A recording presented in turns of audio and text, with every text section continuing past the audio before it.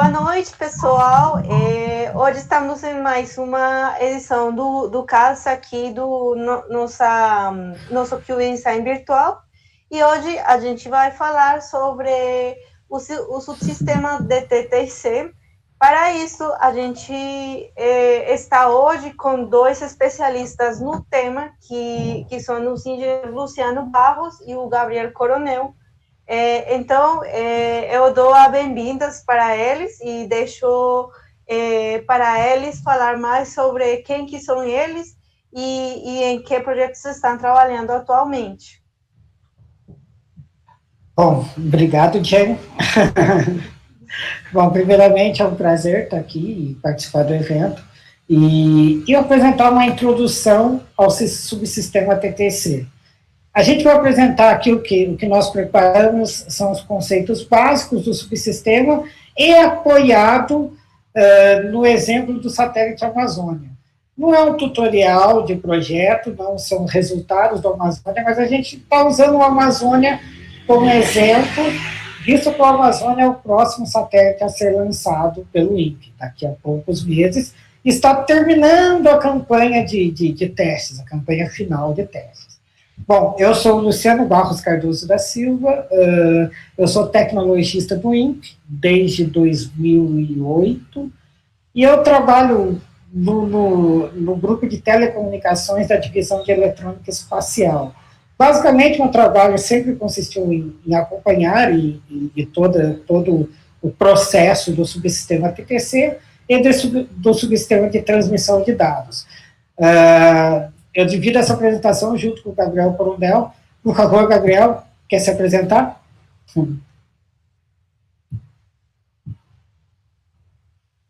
Gabriel? Ele está chegando. Está chegando. Está me ouvindo agora? Sim, pois não. Olá, pessoal, muito obrigado pelo convite. É uma honra estar aqui com vocês, apresentando no Cube Design. Eu sou venezuelano, sou formado em engenharia de telecomunicações e estou no INPE há uns 6 anos, onde consegui fazer o mestrado em gerenciamento e engenharias espaciais.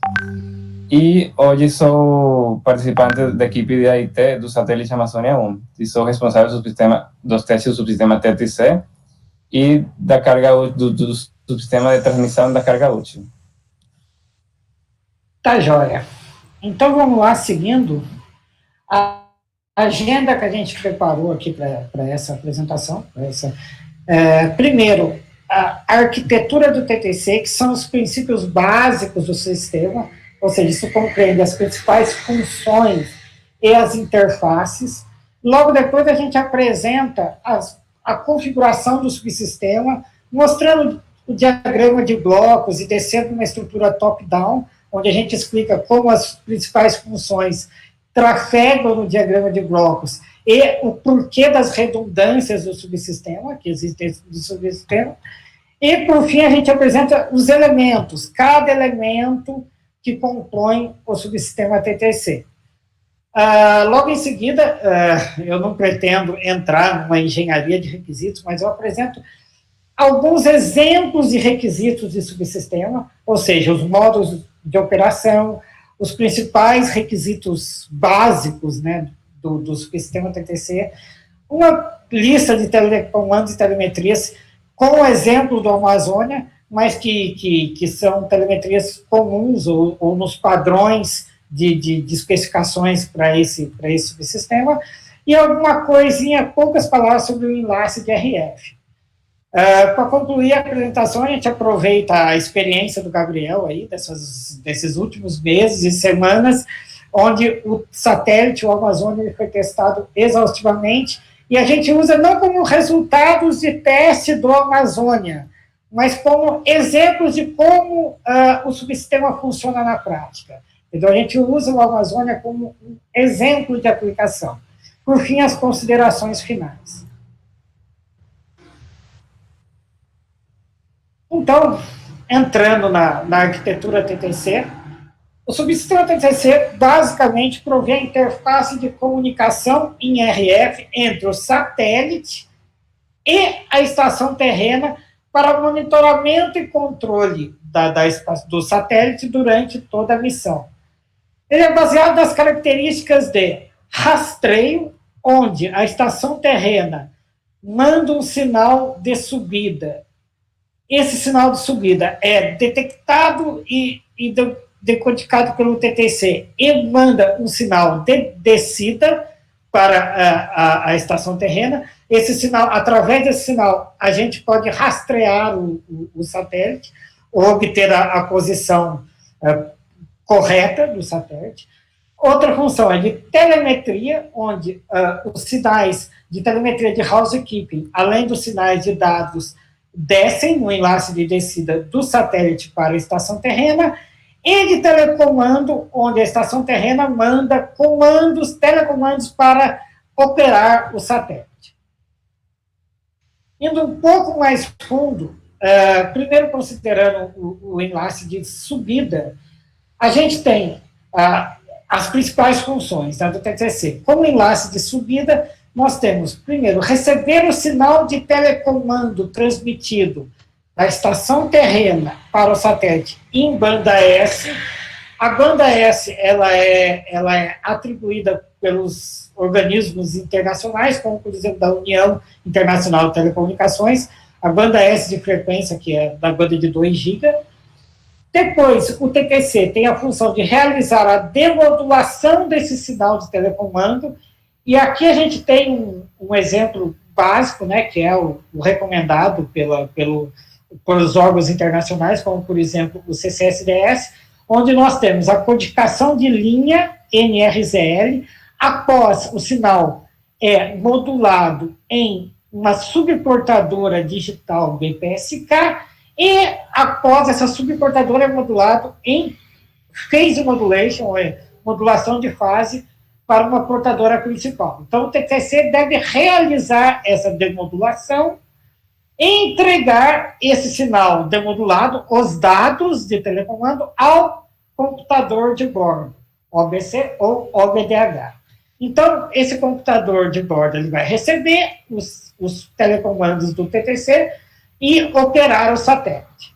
Quando a gente considera o enlace de descida do satélite para a estação terrena, o TTC realiza a modulação, no caso da Amazônia, é uma modulação direta em QPSK, em modulação de quadratura, né, em QPSK, dos dados de telemetria recebidos pelo OBDH.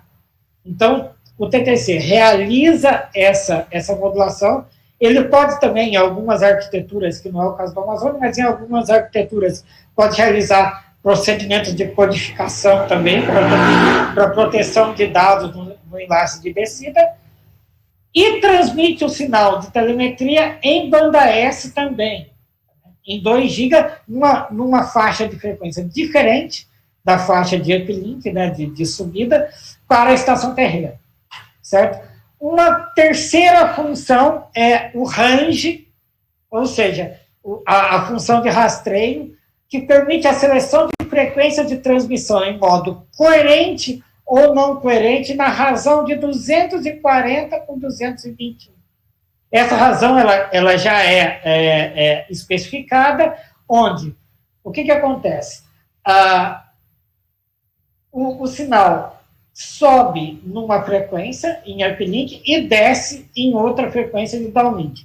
A relação entre a frequência de descida com a frequência de subida é em 240 por 221. Sobre as interfaces do subsistema, nós temos a interface de radiofrequência, ou seja, da interface do satélite para a estação terrena, interface de TMTC para housekeeping, que vem sobre os dados do satélite, a interface de dados de telemetria e telecomando, a interface de suprimento de energia, ou seja, a interface do subsistema TTC com a potência do satélite, e a interface mecânica e térmica, certo? Quanto ao diagrama de blocos do subsistema, entendeu? Nós temos aqui as funções básicas. Nós temos 2 transponders, 1 e 2, 2 antenas, uma híbrida e a interface com o computador de bordo. Eu vou passar a palavra para o Gabriel para detalhar esse diagrama de blocos a partir de agora. Obrigado, Luciano. Agora, como o Luciano falou, eu vou falar um pouco da configuração do subsistema. Então, essa aqui é uma representação simplificada do diagrama de blocos do subsistema TTC, mas é simplificada, mas é totalmente representativa e completa do nosso subsistema. Aqui, nessa caixa cinza, a gente tem um subsistema TTC, e como o Luciano falou, ele faz interface com o computador de bordo, e também faz com interface com a PCDU ou com o subsistema de potência que fornece energia para os elementos do subsistema. Nessa arquitetura nossa do Amazônia, quem recebe os telecomandos, quem interpreta os telecomandos e executa eles é o computador de bordo.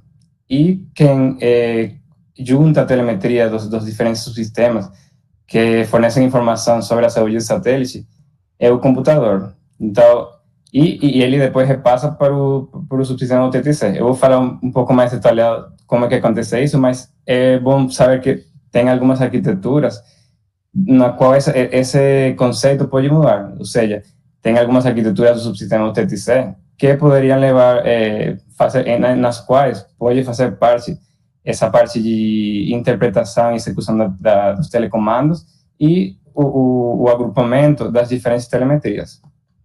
Mas não é o caso no Amazônia. Então, o primeiro é exemplificar o que acontece quando a gente recebe um telecomando das estações terrenas. Então, o telecomando chega das estações terrenas na Terra, elas chegam nas antenas do subsistema, que tem como função transformar esse sinal irradiado em um sinal guiado para ser transportado através desse cabo, ou desse cabo. A gente tem uma híbrida, que é um acoplador direcional, cuja função é o sinal que chega aqui, ele vai dividir saindo por essa porta e por essa porta. E é importante destacar que o que entra aqui está isolado daqui, ou seja, o que entra aqui não passa por essa outra porta. Então, o sinal ele se divide, passa por esses 2 cabos e chega nos duplexers. Qual é a função dos duplexers? Os duplexers é um elemento que a sua função é multiplexar os sinais, ou seja, ele permite que a gente tenha um único caminho compartilhado entre o sinal que sai do transmissor, ou seja, que vai vir nesse sentido, e o sinal que vem nesse sentido por o receptor. Finalmente, depois dos duplexers, o sinal chega nos receptores. Então, a gente tem 2 receptores, como o Luciano falou.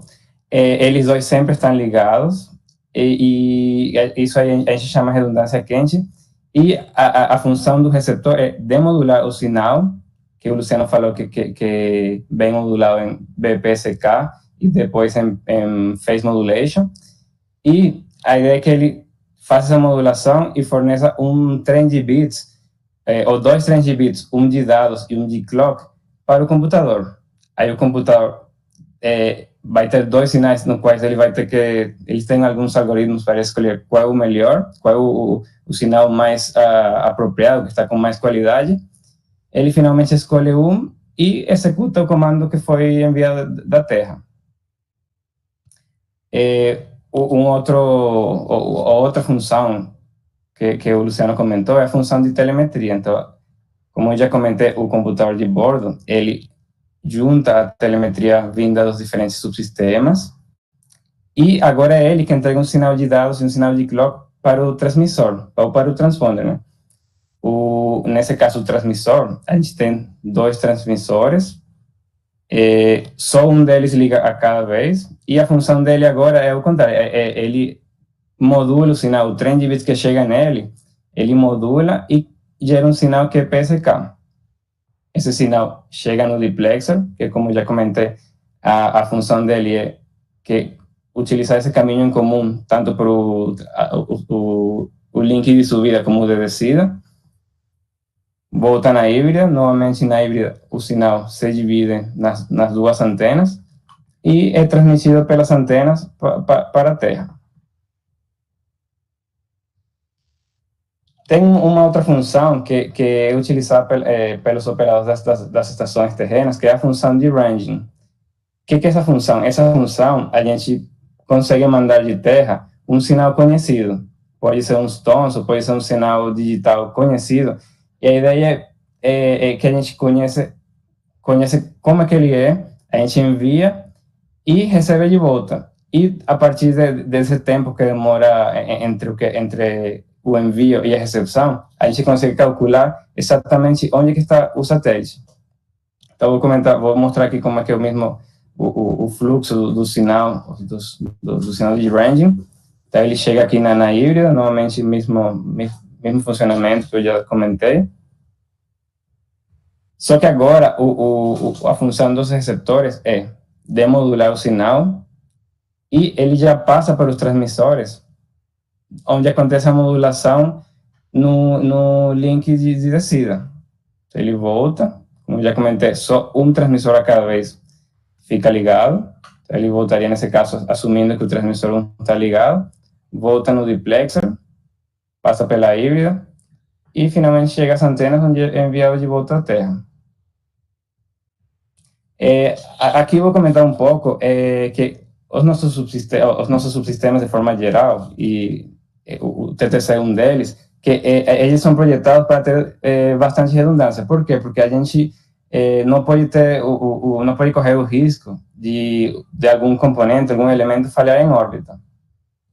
Então, o TTC, basicamente, a gente tem 2 transponders. Os 2 transponders, eles podem operar de forma independente, têm as mesmas funções. A gente tem 2 receptores, os 2 a gente chama que tem redundância a quente, ou seja, eles sempre estão ligados.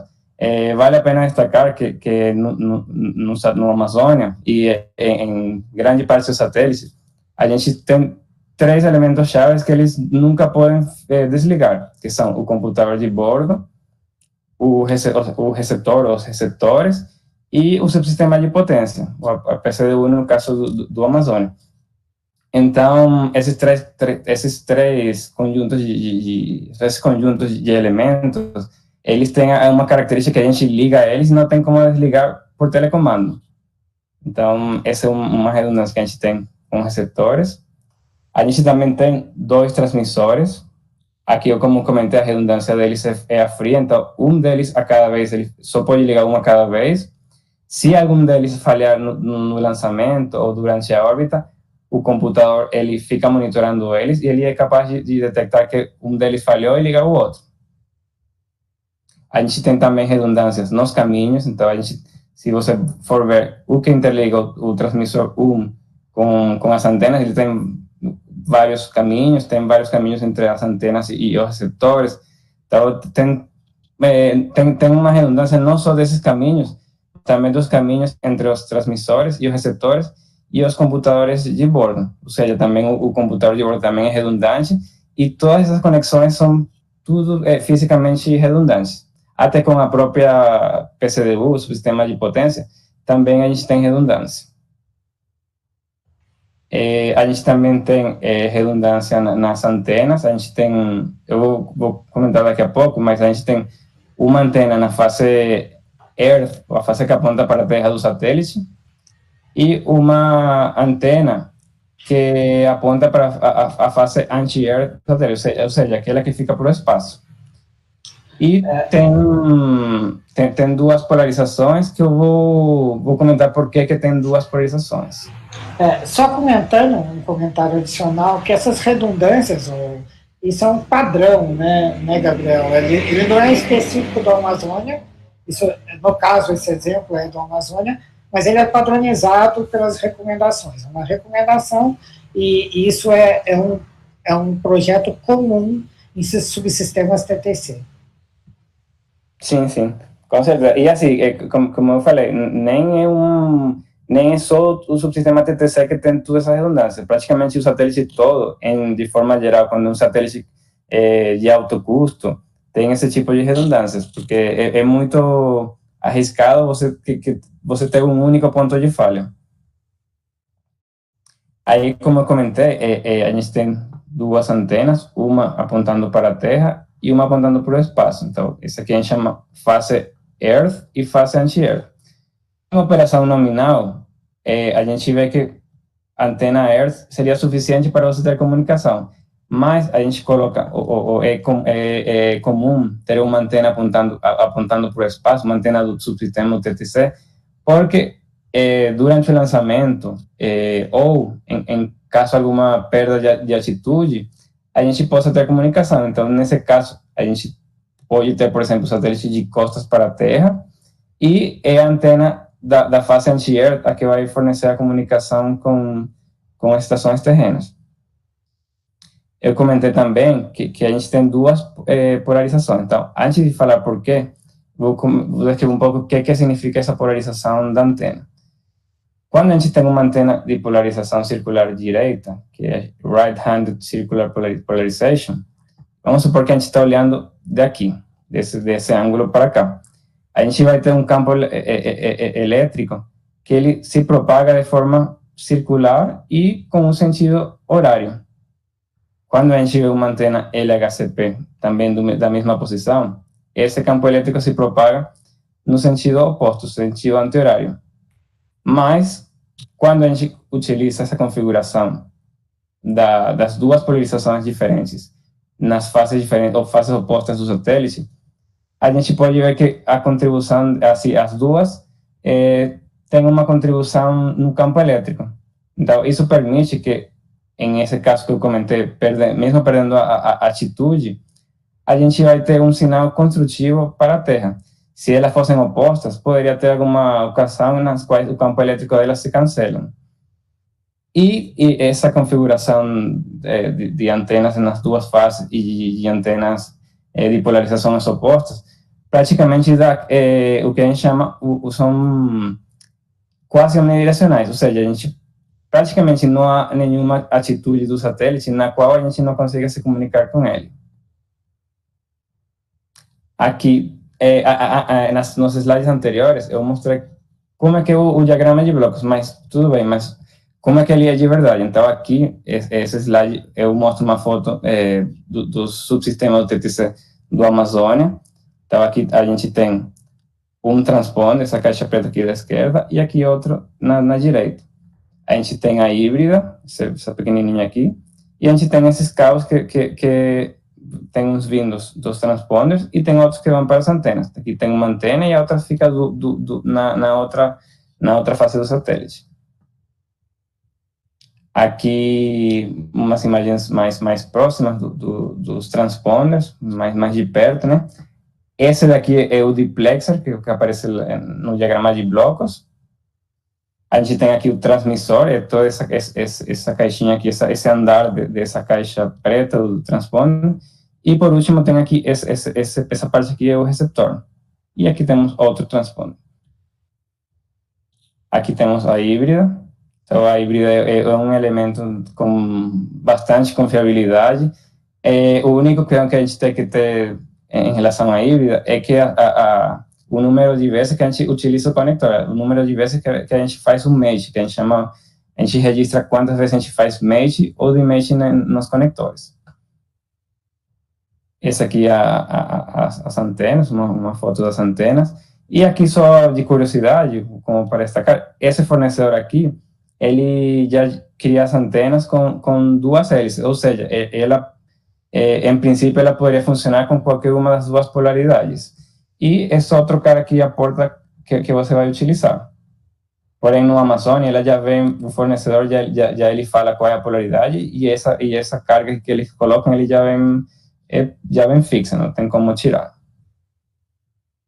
Aqui outra foto da híbrida com os cabos coaxiais que a gente utiliza. Nesse setup aqui, a gente está com um equipamento que não dá para ver aqui, mas é um equipamento chamado Vector Network Analyzer, e a gente está medindo basicamente as perdas dos diferentes caminhos. Então, a gente conecta uma porta aqui, e a outra pode ser aqui, a gente bota umas cargas e a gente consegue ver quanto que as perdas desse ponto a esse ponto. E é feito para todas as portas. Aqui temos outra foto do Amazônia 1, do satélite do modelo elétrico, modelo de engenharia, o EM.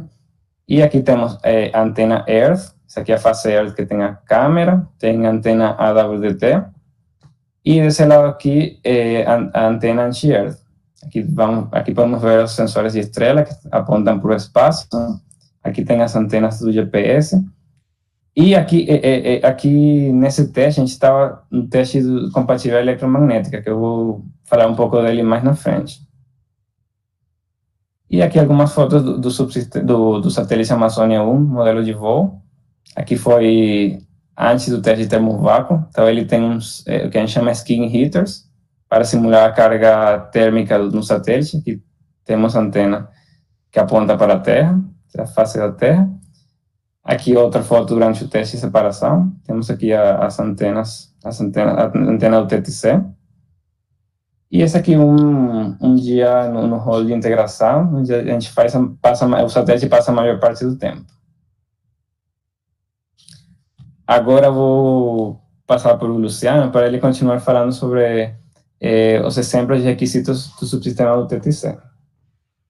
Bom, uma vez que o Gabriel apresentou aí o subsistema, o diagrama de blocos e ilustrações reais, né, de um subsistema TTC real, mais seus elementos, né, destacados, eu vou falar um pouquinho sobre alguns exemplos de requisitos do subsistema.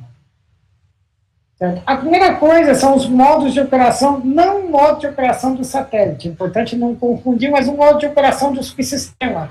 Eles são especificados, nesse caso, para o subsistema TTC. Então, a gente tem o primeiro modo de operação, onde você transmite o telecomando por uplink e transmite a telemetria por downlink. O segundo modo de operação, a gente só recebe telemetria, ou seja, e só recebe na taxa nominal, que no caso da Amazônia é de 640 kilobits por segundo. Isso daí pode ter, num range que pode ser especificado entre 4 kilobits a 1.2 megabits, se não me engano, entendeu? De acordo com a norma, né? De acordo, então, o Amazônia, nesse caso específico, ele trabalha com 640 kilobits por segundo. Isso muda também a forma de concepção do projeto. Se a gente está trabalhando com uma taxa mais baixa, a gente usa uma modulação com subportadora. Se a gente está trabalhando com taxa um pouco mais alta, média, ou um pouco mais alta, como no caso da Amazônia, a gente a transmite diretamente por razões espectrais e por razões de banda, a gente transmite diretamente em uma modulação chamada PCM direto, ou seja, a gente tem a codificação de linha e já direta uma modulação PSK, no nosso caso, o QPSK. E o modo de operação 3 que a gente usa, a gente transmite na taxa de emergência, ou seja, o satélite ele só transmite as telemetrias essenciais, as telemetrias básicas, a maioria dos instrumentos são desligados e a gente derruba a taxa de transmissão. Nesse caso, a taxa de emergência do Amazônia é de 32 kilobits por segundo. Okay. Outros requisitos que são importantes, por exemplo, os requisitos que vêm da União Internacional de Telecomunicações, a nossa ITU. Então, a banda de frequência alocada para o subsistema TTC, na subida, ela vai de 2.025 a 2.110 MHz, ok? E na descida, o que a ITU aloca é de 2.200 a 2.290. Existe também uma outra banda de frequência alocada em banda X para TTC, tá? Mas aqui, e na grande maioria dos sistemas, a gente usa para TTC e banda S. E a densidade de fluxo permitida, o máximo fluxo, densidade de fluxo permitida na superfície da Terra, ou seja, na transmissão da telemetria para a banda S, é menos 144 dB watt por metro quadrado. Aqui a gente tem os ângulos, né, o ângulo de elevação da antena, e aqui a gente pega o pior caso, que é de 25 graus a 90 graus, certo? Então, esses dois requisitos, eles vêm da ITU. A gente tem que obrigatoriamente cumprir com esses requisitos. Não pode transmitir em outra banda, fora essa, e não pode transmitir com uma potência maior que essa, um fluxo maior que essa. Outros requisitos do subsistema, como o Gabriel falou, a cobertura de radiação quase unidirecional, ou seja, em duas polarizações, como o Gabriel falou anteriormente. A margem do enlace, ou seja, o enlace tanto de telecomando, que é o enlace de subida, como de telemetria, que é o enlace de descida, a margem quando a gente faz o balanço, né, de potência, ela tem que ser superior a 3 dB. Então, essa é uma regra que está na maioria, que é adotada para sistemas especiais, então a margem é maior que 3 dB. A relação de frequências, quando a gente usa um modo coerente, como já foi comentado, 240 por 221, ou seja, quando a gente transmite em uplink e chega no satélite, transmite em downlink, essa é a relação, 240 por 221. O subsistema tem que ser livre, ou seja, tem que ser livre de multiplexo, do efeito multiplexo, ou efeito corona, que são efeitos que ocorrem em determinada pressão e temperatura, principalmente na hora do lançamento. Isso daí pode danificar os componentes, por exemplo, as antenas ou o multiplexer. Então, a gente tem que testar isso. Entendeu?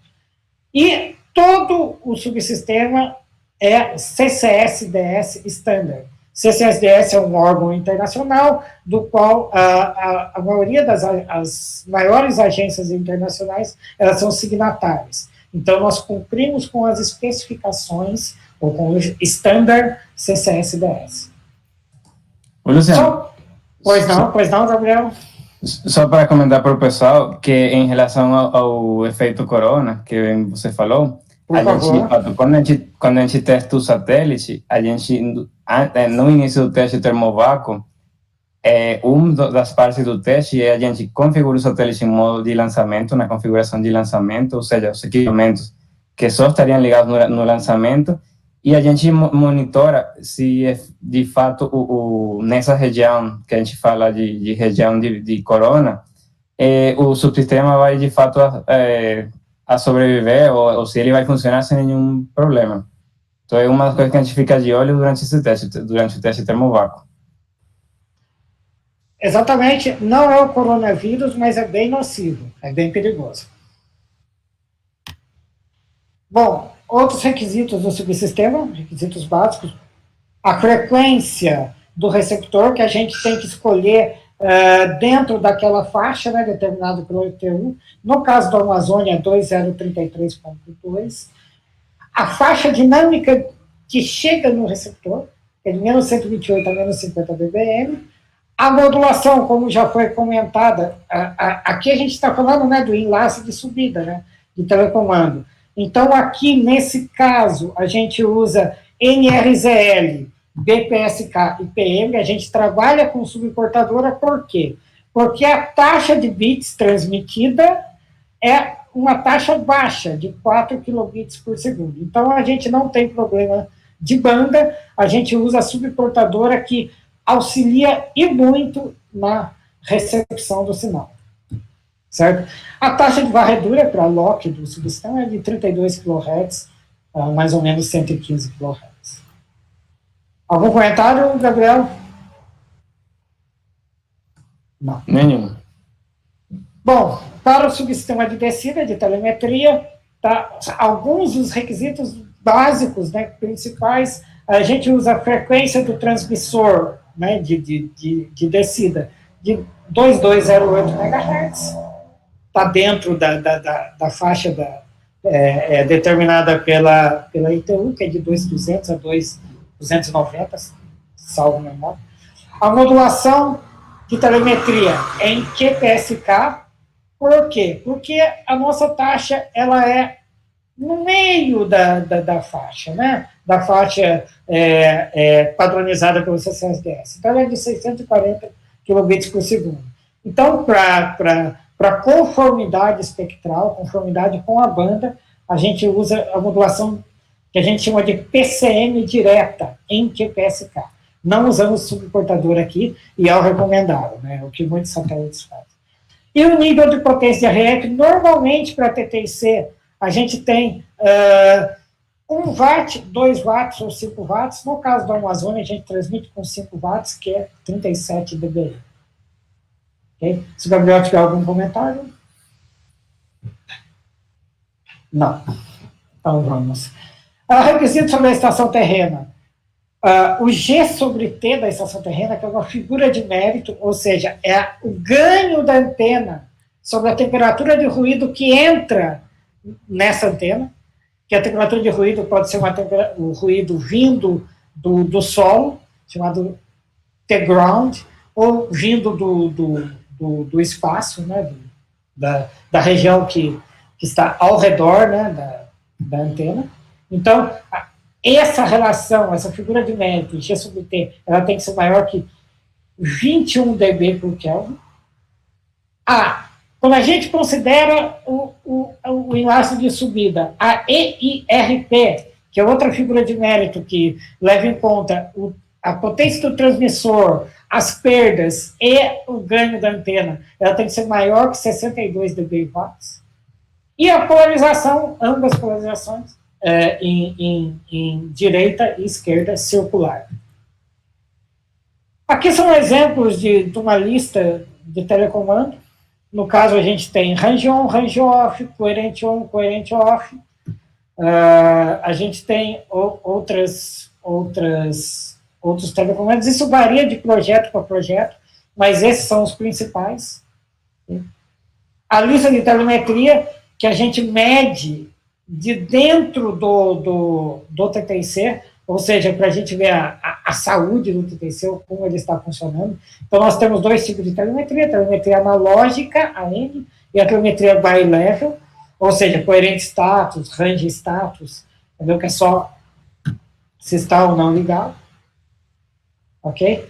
E, finalmente, a gente chegou no enlace que é o cálculo de enlace, ou seja, é o balanço da potência das potências. Então, se a gente tem, por exemplo, aqui nesse exemplo, o enlace de subida, nós estamos trabalhando na frequência para telecomando, né, de 2033 MHz, a ERP, que a gente usa 51 dB watts, o G sobre T da antena dos satélites, a gente vê que é um G sobre T baixo, né, menos 47,9. E, por fim, o que é importante, um ponto importante aqui, é que a margem é de 9,7 dB, ou seja, ela supera e muito a margem de 3 dB. Então, a gente calcula na prancheta que a gente não vai ter problemas na recepção de sinal. O sinal vai poder ser demodulado, decodificado e entregue ao computador para que opere no satélite. Quanto ao enlace de descida, a frequência de 2208 MHz, a ERP do transponder é menos 11,5, e a gente tem aqui, a margem, no pior caso, que a gente considera a elevação de 5 graus da antena de recepção, né, a antena da estação terrena está a 5 graus, é a maior distância que a gente tem entre o satélite e a estação terrena. Então, a margem de 4,5 dB, no pior caso. Isso quer dizer que a gente supera os 3 dB que são recomendados. Então, a gente cumpre com a spec e o subsistema deve funcionar, deve receber a telemetria aqui em terra. Certo? Bom, uma vez que eu apresentei, né, os exemplos de requisitos do subsistema, agora como a gente comprova esses requisitos? Como que testa, né? Como testar o subsistema? E a gente vai aproveitar um pouco da experiência, da vasta experiência do Gabriel, que acompanhou durante todo o tempo a campanha de testes da Amazônia. Então, ele tem bastante coisa, bastante particularidades, características e exemplos reais, não apenas da Amazônia, mas de como funciona uma campanha de testes de satélite, né, real. Ok, Luciano, muito obrigado. Agora, eu vou mostrar como é que a gente testa esses requisitos, como é que a gente verifica que eles estão sendo atendidos. Então, voltando um pouco eu vi que a gente viu que vocês já tiveram uma aula com a professora Ana Ambrosio em relação à verificação de sistemas. Então, a gente tem, como ela falou, a gente tem 4 métodos de verificação. Eu não vou entrar em detalhe e explicar que eles são, porque já vocês estudaram, mas eu vou comentar como é que vou mostrar um exemplo de cada um deles aplicado no subsistema do TTC. Então, a gente tem o método de inspeção. Então, por exemplo, a gente tem, no AIT, a gente tem basicamente três tipos de inspeções. Quando a gente recebe os equipamentos, a gente faz uma inspeção mecânica, uma inspeção visual e uma inspeção elétrica dos equipamentos. Então, nessa imagem, a gente tem um exemplo de uma inspeção mecânica de uma antena. A gente verifica que o peso é o mesmo que foi especificado, que está nos documentos que são entregues para nós. Aqui temos um exemplo de uma inspeção elétrica. Então, a gente tem essa caixinha aqui, a gente chama BOB, o Breakout Box. E a gente conecta nos diferentes conectores não só do transponder, mas também nos outros equipamentos que a gente recebe. E a gente verifica que o que está no documento de interface, que, por exemplo, é um pino de terra, um pino que é para ser aterrado, a gente verifica que, de fato, ele esteja conectado eletricamente na carcaça. A gente também verifica, por exemplo, redundâncias de pinos, se as linhas de potência estão isoladas. Então, esse aqui é um exemplo de algumas inspeções que a gente faz no subsistema. A gente também faz análise. Então, por exemplo, uma análise relacionada ao subsistema de TTC é o diagrama de radiação das antenas. Então, esse aqui é um diagrama simulado, é o que quem projetou, ele espera que seja o diagrama de radiação das antenas. E, adicionando um pouco com o que o Luciano falou, ele comentou que quando a elevação da estação terrena é 5 graus, você vai ter a maior distância entre o satélite e a sua estação terrena. E é justamente por isso que, mais ou menos nesses 60 e poucos graus, a gente tem o maior ganho das antenas. Então, quando ele já está no zenith da nossa estação terrena, você não precisa tanto ganho para manter o link, para estar dentro das margens calculadas, como o Luciano falou. Até o mesmo próprio link budget que o Luciano explicou, ele é uma análise do subsistema TTC. Um outro método de verificação é revisão, ou review of design. E aqui um exemplo, por exemplo, quando é que a gente usa eles? Quando a gente não tem quando a gente não tem acesso, ou a documentação ela é suficiente para a gente achar ou verificar que a gente está atendendo os requisitos. Então, esse aqui é um exemplo do budget de potência nos componentes do receptor. Então, a gente não tem acesso aos componentes internos, porque ele é entregue como uma caixa preta. E se a gente quiser saber quanto que é a potência que está, por exemplo, saindo do duplexer, que está chegando em algum outro componente interno, a gente pode ir no documento e verificar se ele está atendendo os nossos requisitos. E o último método de verificação, os testes, eu vou entrar um pouco mais em detalhe. E o que é testar? Quando a gente testa, a gente simplesmente demonstra as características, o desempenho e funções de um produto, nesse caso o subsistema TTC, dentro de ambientes representativos. Essa é uma definição fornecida pela SSS. E, como a professora Ana Ambrosio falou, os principais objetivos dos testes são demonstrar funções e o desempenho conforme os requisitos, ou seja, que ele atende aos requisitos, encontrar falhas, mas isso aí não é... O ideal é que a gente não encontre falhas, mas sempre tem alguma outra coisa que a gente levanta, graças aos testes, e exercitar o comportamento operacional. Os testes, vale a pena destacar novamente que eles são aplicáveis em vários níveis de verificação. Então, a gente tem testes do subsistema que são aplicáveis no satélite quando ele já está tudo fechado. Tem testes que são aplicáveis, por exemplo, no nível do subsistema. Então, são aplicáveis só quando os outros subsistemas não poderiam interferir. E a gente tem também testes, por exemplo, de equipamento. Então, o equipamento está em bancada e a gente faz uma série de testes. Às vezes podem ser os mesmos testes que a gente repete nos diferentes cenários, às vezes são testes diferentes que são só aplicáveis num nível específico. E a gente tem também, a gente tem que falar um pouco que os testes são aplicáveis em vários modelos físicos. Então, por exemplo, a gente tem um modelo de engenharia, a gente fez uns testes, a gente faz testes também no modelo de voo, e outro exemplo de outro modelo físico é a maquete radioelétrica. Então, aquele diagrama que eu mostrei como uma análise, aquele diagrama de radiação das antenas, ele pode ser verificado utilizando uma maquete radioelétrica, que ela já leva em conta a influência, por exemplo, dos sensores solares, sensores de estrela, desculpa, e da própria estrutura nesse diagrama de radiação da antena. Tudo bem, mas como é que a gente faz os testes? Para a gente fazer os testes de TTC, a gente tem uma coisa que a gente chama TTC SCOE. O que significa SCOE? SCOE é Specific Checkout Equipment.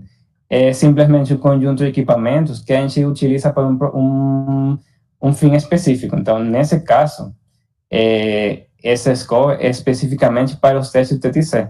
Da mesma forma, a gente tem um OVDH SCOE, ou seja, um SCOE para testar o OVDH, a OCS SCOE para testar o AOX, etc. Eu vou falar um pouco o que ele tem, que tem o SCOE do TTC. Então, a gente tem uma fonte. Então, por exemplo, a fonte é útil quando a gente faz testes em bancada, porque ele fornece energia necessária para o subsistema. Mas, quando a gente está, por exemplo, no nível do satélite, a gente já não usa, porque quem fornece energia para os transponders é a própria PCDU, o próprio subsistema de potência. A gente tem medidores de potência, justamente para garantir que as margens são atendidas, o link budget atende. A gente tem analisadores de espectro, a gente vê a qualidade do sinal do downlink. A gente tem geradores, então aqui vale a pena destacar que a gente, como o Luciano comentou, a gente tem primeiro que fazer o BPSK na hora de a gente mandar o comando, então é feito nesse gerador digital, e depois a gente tem um gerador analógico no qual a gente faz a modulação em fase. Aqui, no desafio de vocês, vocês vão utilizar o BPSK, então a gente quis trazer para vocês uma imagem mais real de como é que você vê essa imagem na realidade, né? Então, a gente, como eu comentei, temos outros SCOEs. Então, o SCOE do OVDH, ele fornece para o nosso SCOE um sinal de dados ciclópico. Esses dados contêm a informação do telecomando. Ele chega aqui, são um trem de bits que chega no nosso gerador digital, no nosso gerador vetorial, e a saída dele é o sinal BPSK. Então, aqui a gente trouxe como é que eles são de verdade. Então, a gente tem aqui um sinal trem de bits, que seria o sinal de dados, e tem o BPSK, que se a gente for correlacionar o trem de bits com o BPSK, a gente, por exemplo, aqui tem 1100, que corresponde com isso aqui. 1 na modulação BPSK significa que a gente mantém a mesma fase de nossa portadora, e quando tem a troca de um bit 1 para 0, a gente tem uma troca de fase de 180 graus. Então, aqui dá para ver que é exatamente como a que vocês conseguem na teoria. A gente também, no nosso SCOE, tem um receptor, e tem alguns outros equipamentos que, por exemplo, a gente tem uma gaveta de interface de dados, que aqui faz interface com o subsistema quando está embancado, ou com o SCOE do VDH quando a gente está testando o satélite.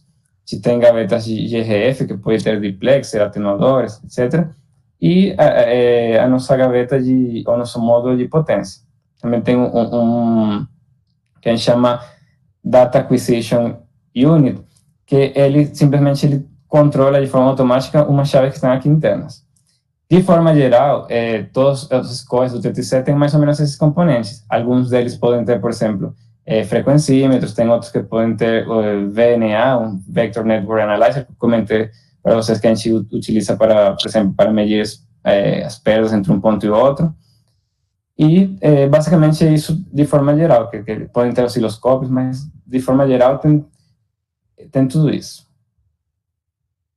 Agora eu vou comentar para vocês um pouco sobre os testes que podem ser aplicáveis no subsistema do TTC. Então, a gente tem, além dos modos de operação que o Luciano comentou, a gente tem dois modos que a gente fala que o transponder está em modo coerente e modo não coerente. Quando ele está em modo não coerente, ele utiliza o oscilador interno do próprio equipamento. Quando ele está em modo coerente, ele utiliza o sinal do uplink, o sinal que ele recebe do uplink, para ele gerar a frequência do sinal do downlink.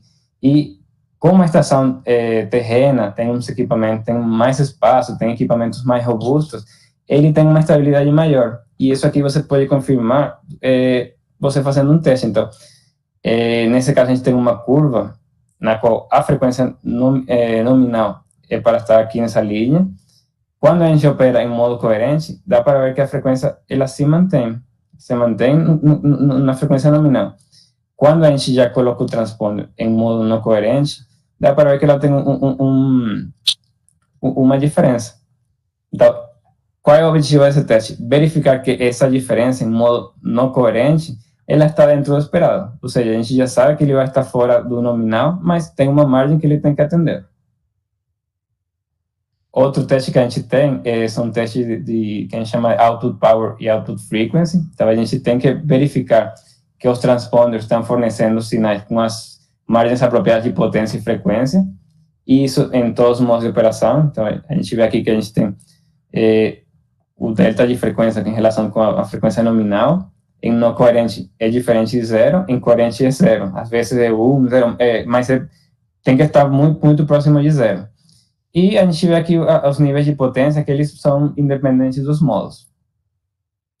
Essas potências que a gente mede, são o pessoal da engenharia, eles podem confirmar que o link vai ser atendido. Então, se eles no link deles, eles estão calculando, considerando uma potência de por exemplo, 38,5, e a gente está medindo 38, aí eles veem se está dentro da margem, se está batendo com o que eles estão esperando.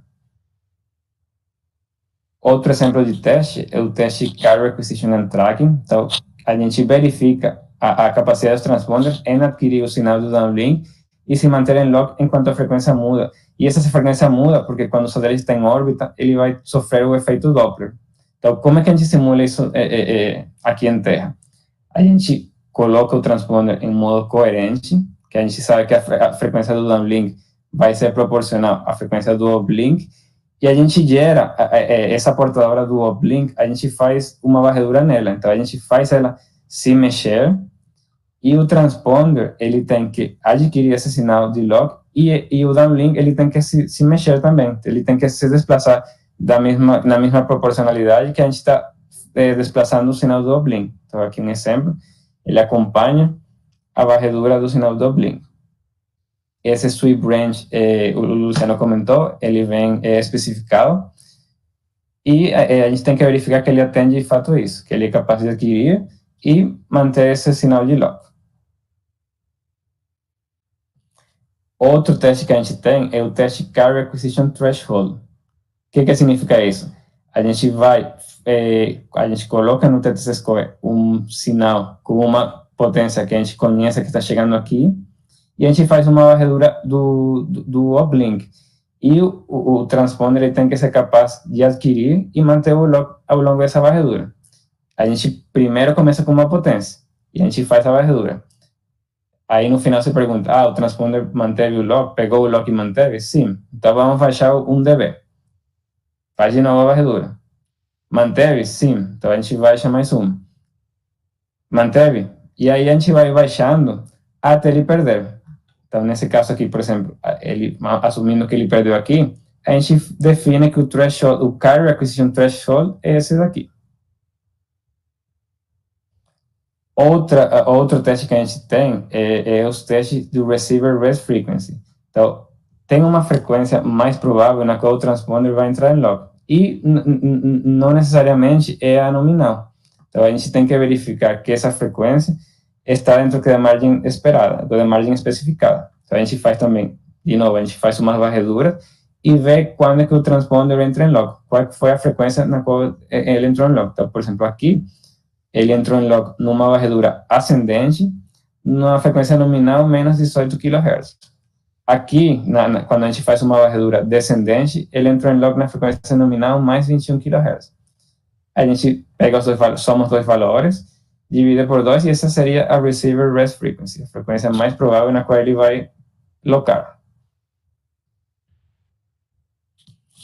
Aqui temos também outro exemplo de teste, que é o teste de emissões espúrias. Então, todo transmissor, ele geralmente, pela não linearidade dos elementos internos, ele pode gerar um sinal que não é o esperado. Foi tanto na própria na faixa de operação dele, como fora dele. Então, é importante a gente garantir que esses sinais espúrios, eles estejam dentro do especificado. E o especificado sempre vem definido, baseado em diversas normas. Então, por exemplo, aqui a gente tem um exemplo, supondo que o limite ele está aqui nessa linha, e aí nesse outro exemplo está aqui. Esse espúrio aqui, ele está abaixo dessa linha, então ele atende. Esse aqui é um exemplo. Então, por exemplo, o que a gente vê num espectro é um sinal, uma tela dessa forma, e o sinal indicativo de que ele passou. E aqui um exemplo em qual ele não passa. Então, o espúrio, ele ultrapassa o limite definido, e o nosso analisador, ele fala para você que falhou, né? Então, aqui são exemplos de espúrios. Então, exemplos de espúrios abaixo do limite e exemplos de espúrios acima do permitido. Outro exemplo que a gente tem, outro exemplo de teste que a gente tem é o teste Command Sensitivity Threshold. Então, o anterior, lembrando que o Carrier Acquisition Threshold, a gente vai identificar qual é o nível mais baixo no qual o transponder, é o nível mais baixo de potência no qual o transponder é capaz de adquirir e manter o sinal de lock.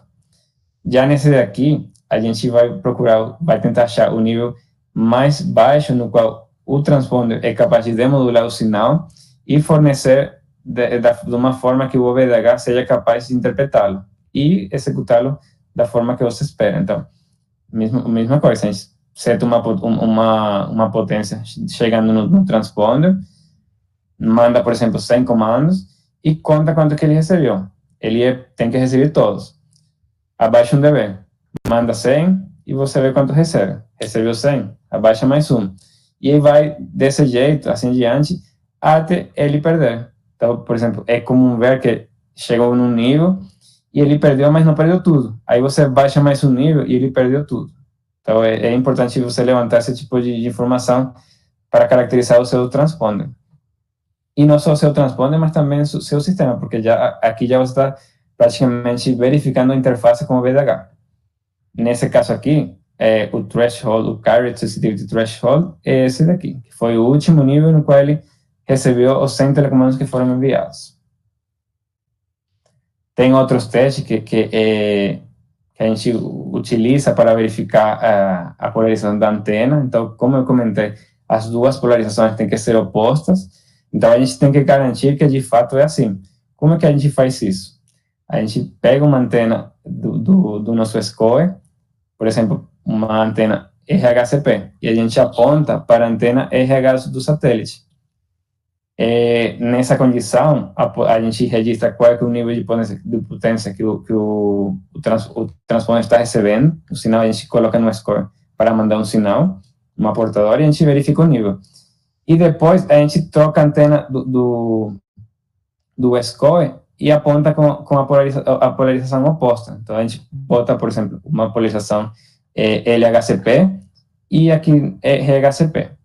A gente, dessa vez, teoricamente ou idealmente, quando a gente tem essa condição, a atenuação deles, desse caminho por causa dessas duas polarizações, é infinito, ou seja, a gente não deveria receber nada, mas na realidade a gente recebe.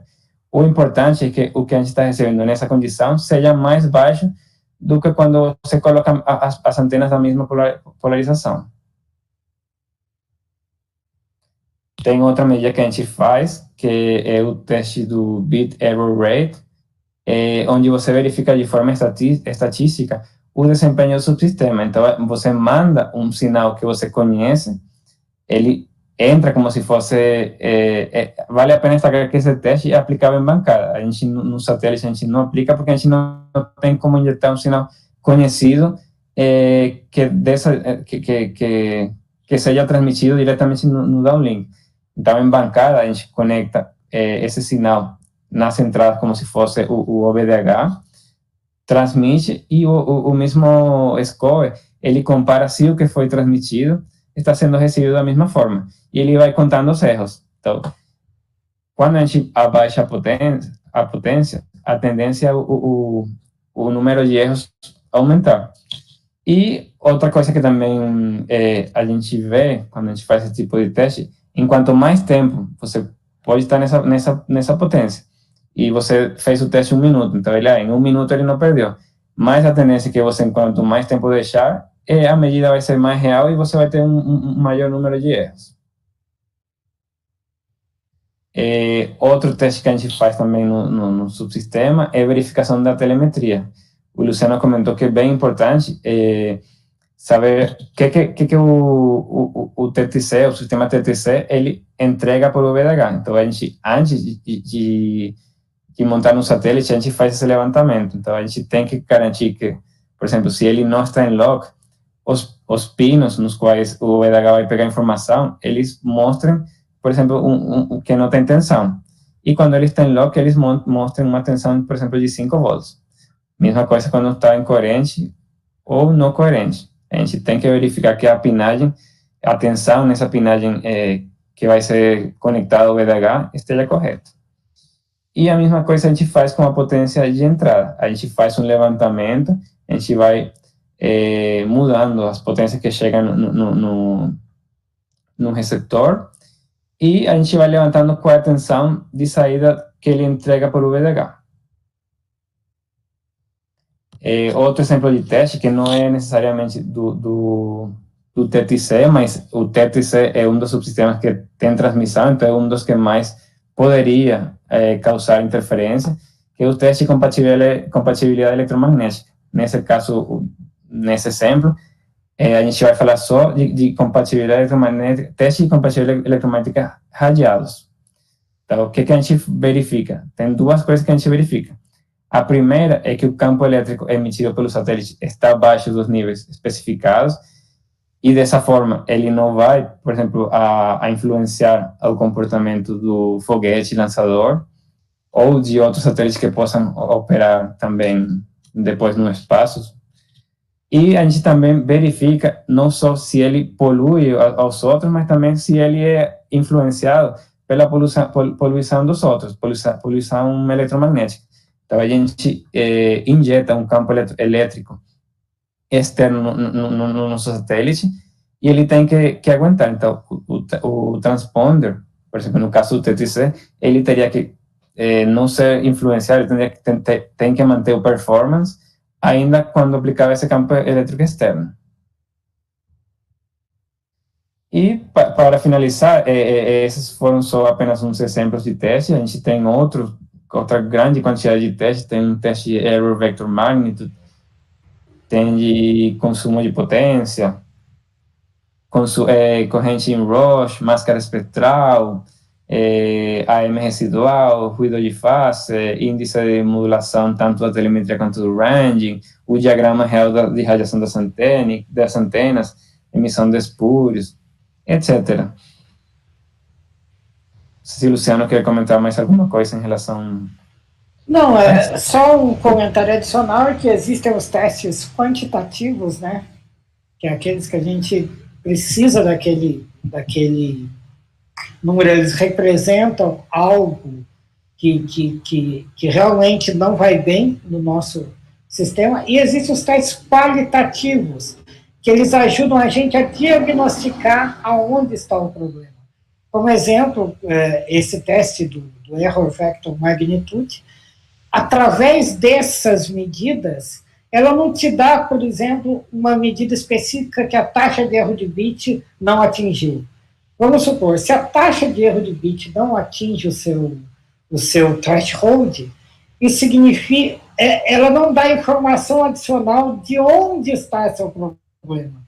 E o error vector magnitude é muito interessante que, por ali, você consegue perceber se o seu problema é um problema de fase, um problema de amplitude, um problema no modulador, um problema no oscilador. Então, os testes, as medidas, elas são complementares, em qualitativas e quantitativas. Existem essas duas abordagens que são muito interessantes. E um bom sistema de teste, uma boa verificação, ela tem que levar em conta os dois pontos, o qualitativo e o quantitativo. Exatamente. Às vezes, o mesmo teste quantitativo, a gente repete porque teve alguma mudança no setup e precisa ver se ele manteve as características. Por exemplo, após um fechamento do painel lateral da estrutura, se após a instalação, o docking do módulo de carga útil sobre o módulo de serviço. Então, é importante o que o Luciano falou. Tem teste tanto qualitativo quanto quantitativo.